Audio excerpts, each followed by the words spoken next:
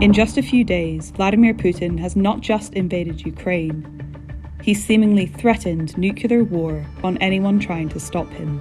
President Putin has ordered Russia's strategic nuclear forces to be placed on high alert.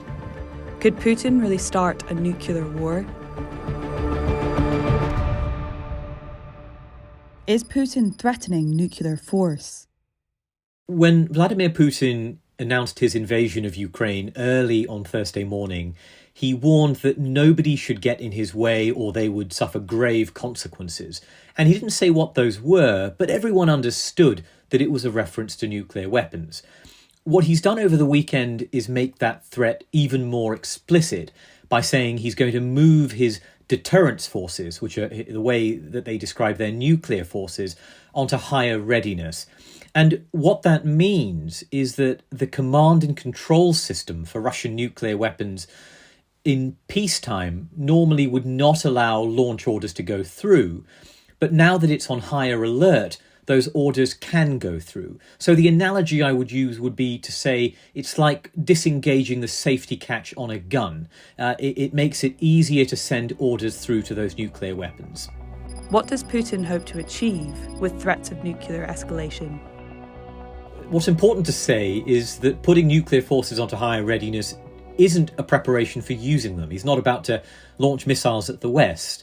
What the purpose is to say, don't get in my way as I do this invasion of Ukraine, because who knows where it'll end up. The risks are so high. He's manipulating the risk of this conflict to try and deter the West from getting involved. And of course, it is involved. It's been sending weapons, arms, anti-tank weapons, ammunition to Ukraine.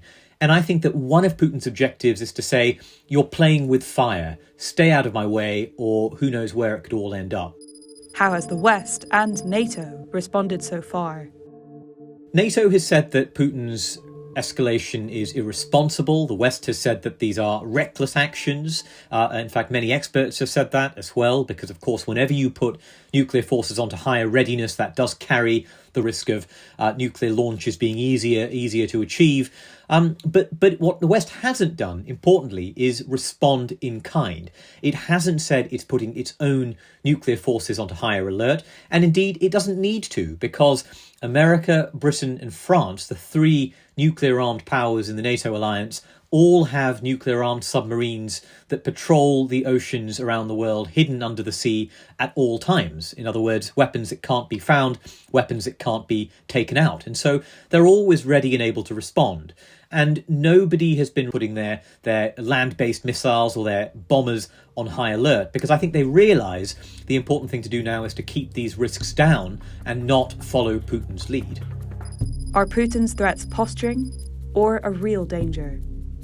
Putin's threats are both posturing and they're a real danger. They're a real danger because, of course, nuclear weapons are serious things. They're weapons that can cause the annihilation of the entire planet as we know it. And although the risk of an accidental or an unauthorized launch are very low indeed, with nuclear weapons, people tend to be extremely cautious. But I think there are also actions that show perhaps a sense of weakness, a sense that he's afraid of Western intervention. His war in the first few days has not been as quick or as easy as he might have imagined. And I think he's very, very keen indeed to keep the West completely out of it. So his threats, his language, his rhetoric, all of it is intended to say, stay away, stay out of this, don't get in my way. And I think all of that conveys a whiff of fear, perhaps, a whiff of vulnerability. What does NATO need to do now? And how critical are the next few weeks? This is a very tense moment. It's probably the most tense moment in European security for a generation, because it's a huge land war right on the edge of NATO's territory. And I think everyone appreciates the risks are incredibly high. Both sides right now are feeling out how far the other side might be willing to go. The approach the West has taken so far is to say these threats are going to be taken seriously, but we're not going to back down. We're going to keep providing arms. We're going to keep applying heavy sanctions that are annihilating Russia's economy right now. And we're going to keep supporting the Ukrainians in their resistance against Russia. But I think there's also a recognition at the same time that people have to think about potential off-ramps. People have to think about potential diplomacy. For example, like the meeting between Ukrainian and Russian officials that took place on the border with Belarus in the last couple of days. Could Putin really start a nuclear war? I don't think there's any reason to think that Vladimir Putin wants to start a nuclear war, or that he would be willing to do so given that his own country, his own regime, his own leadership, but his own people would be killed in a response, because that's the reality of modern nuclear weapons. That what we have is a situation of what was called mutually assured destruction. If Vladimir Putin launches nuclear weapons at the West, NATO would launch nuclear weapons at Russia. And that relationship creates a degree of stability, a degree of predictability.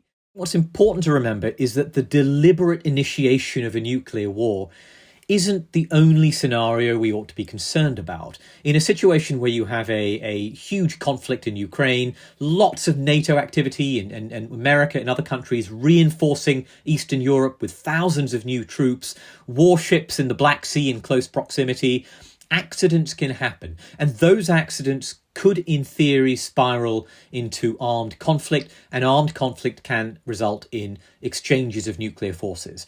That is profoundly unlikely, and no one should exaggerate the likelihood of that. But it's because nuclear weapons are so destructive that nobody should take any chances, and that the two sides need to exercise all of the lines of communication they have at their disposal and make sure that they do nothing to raise the temperature in a reckless way, which unfortunately is exactly what the Russian side is doing right now. Thank you for watching.